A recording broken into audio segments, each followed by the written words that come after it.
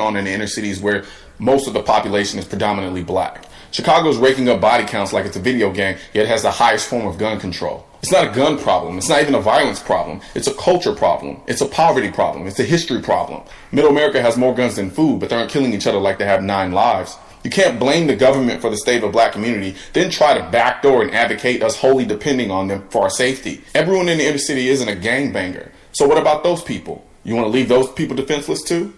How can you look someone in the face who's living in a modern day war zone and tell them that they shouldn't have a gun?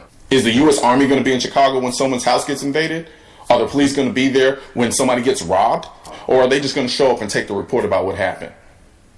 All the while you're rolling around with 50 bodyguards and living in a modern day fortress. Martin Luther King had bodyguards and still tried to get a concealed carry permit but was denied. But somehow regular folks don't need guns. Some people like to ask, so what you're saying is basically the answer to the gun violence in the inner city is more guns? Well, when the guns are already outlawed in the city and there's 3 dudes kicking in your door with guns, yes. Hard words on paper don't stop hard bullets. And an ostrich with his head in the sand still gets his neck cut off. There you have it. If you change your mind now?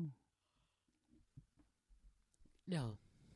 Oh, you still anti-gun? Well, I mean, do I believe that there should be some kind of militia to protect me in addition to the police?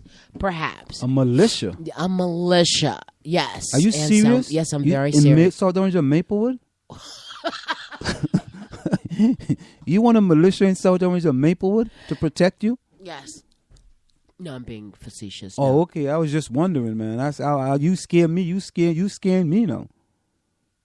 Why? This is South Orange and Maplewood. This is right. So yeah, this is the tongue of diversity. And the birds. And this the is diversity that's best here in South Orange and Maplewood. We talk about diversity every time in South Orange and Maplewood, and you talk about militia. But what I'm saying is that for people, if people could control or patrol their own communities, that's one thing. I don't know.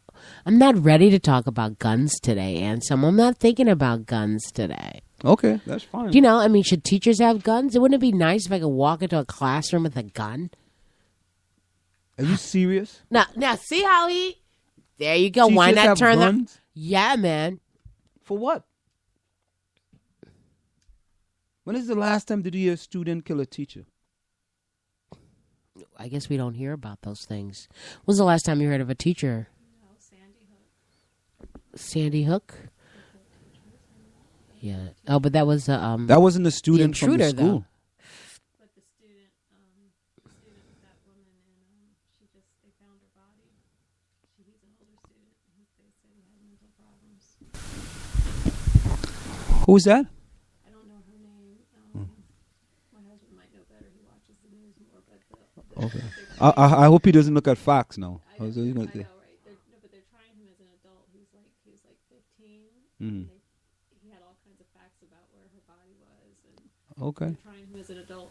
He accosted her in the bathroom, but I guess she wouldn't have had a gun with her in the bathroom. So okay, since you came in, I want to introduce our guest tonight. It's Miss Patrice, right? Patrell. Oh, okay. Patrell Barnett, and your husband soon to join us, Anthony Barnett. And you guys have a case against New Jersey Transit Corporation. And we're going to be discussing that a little bit tonight. And this has been going on now for quite some time, since 2010, when I officially filed paperwork in the District Court of New Jersey. But the beginning of the case begins with the incident in 2008. Mm-hmm. So it's been going on for quite some time. So let's start. We got about 10-15 minutes. How did this case start? Why did you guys bring a case against New Jersey Transit? To make a long story short, I was operating a train from Port Jervis, New York to Hoboken as a locomotive engineer trainee. I was told that I would not be operating the train for approximately 2 or 3 days before I got comfortable with the line. Mm-hmm. So on my first day with my instructor engineer, it went off without a hint, without a glitch, and my my fiance, who is now my husband, was also a student. He was riding in the head end of the train, qualifying. It's called qualifying on the line. So what happened the next day, what proceeded to happen was that I had a supervisor show up from a place that was very far away from this location. He was not necessarily normally in that area, and he showed up to test. Let me stop. Want me to test it? He wanted to test me on the line. So while he was testing me, there was some very, very odd things that happened during that procedure, because there was I had already operated about 4 lines on New Jersey Transit at that time. So I understood what a testing facility was. I understood what would happen, but everything that was to happen that day happened completely out of the scope. Like, he didn't ask me if I had even operated the train over that stretch of railroad before. They proceeded to talk about an ex-executive director that happened to be an African-American woman previously, and was referring to her to very derogatory names. Not African-American woman. You can insert what you know, that I don't know what words I can use on this, so can I say that? You can say whatever you want. Okay, Yeah. so they were basically saying that black bitch while I'm operating a train. They were calling you that. They were they were saying it about another woman, but I understood it to be that they were talking about me. Okay. Because the context in which they said it and where they were saying it. This was an official line. I had live people. So it'd be like you got on the train that morning to go to Hoboken for work, and here they are testing this person who's a trainee who's never operated the train, and they're not supposed to be distracting her because bad things could happen, i.e. a lot of people could die. And this is this conversation they're choosing to have in a very safety-sensitive environment. So I was I came unhinged very early in the process, and so I'm trying to think about my rules of operating this heavy machinery and at the same time dealing with what's going on in front of me. So I came up to a point where I was traveling at 70 miles per hour on the train. The braking speed was coming up where there was a curve and a dark tunnel where I had to put on the brakes. So I asked my instructor engineer if I was supposed to take air and to put brakes on the train, and I heard crickets. Nobody said anything. So I proceeded to put the train, when you're in doubt of the movement and you want to make the train safe for everyone, you put on the brakes. So I put on what was called a full service application of the brakes. And what ensued after that was totally outside of everything I had known. So the supervisor that initially got on the train started screaming at me, "Little lady, what are you doing? These people have to get to work. Get this train going." And at this point, I'm just ready to stop. I don't know what's going on. I'm just confused. But I know they're trying to unnerve me. I know this isn't a typical test. This isn't what my male white counterpart engineers have ever had to go through during a training. Was this your first test? This was my first test on that particular line. It was not my first test ever. I had... See, every time you move from a different line, like right here in Maplewood, we have the M&E line. So then I was trained on the Gladstone line. Then the Port Jervis line is a southern tier. So that's the southern tier into the main line. So that has 2 separate lines on it. So I had trained on approximately 4 or 5 lines before this point. So I wasn't completely ignorant of the protocols that were supposed to take place. So what happened after that was I complained about the situation to my supervisor. My husband, who was then my fiance, complained about the situation. So your husband was on the train too at the same time? He was on the train, so he saw everything, heard everything. So he was a conductor on the train at the same time, or what? He was a trainee. He was a trainee as well? He was qualifying. He was doing what we call qualifying on the line, figuring out where the braking points were, not braking points, but where the speed changes were, what the rail looked like, what the what the area looked like, because you have to memorize everything as a locomotive engineer. It's not like driving a car where you see signs or it says, okay, now we're going to, right here, it turns to 25. You have to know in your head where speed changes are and things like that. So you qualify for a good long time. The training process is approximately 20 months. So I was about in month 15 or 16.